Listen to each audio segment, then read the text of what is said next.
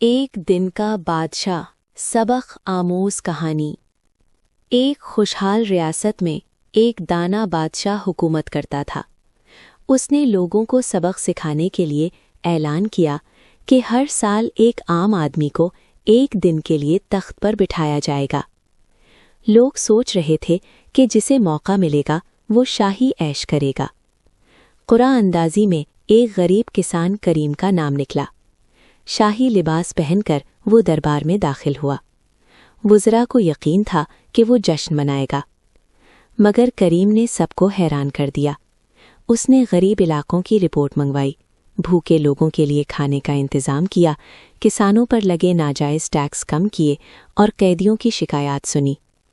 جب شام ہوئی تو اصل بادشاہ نے کہا، اقتدار انسان کا اصل چہرہ دکھاتا ہے۔ آج کریم نے ثابت کیا کہ نرم دل ہونا تاج سے زیادہ قیمتی ہے۔ سبق: قیادت طاقت نہیں بلکہ ذمہ داری اور ہمدردی کا نام ہے۔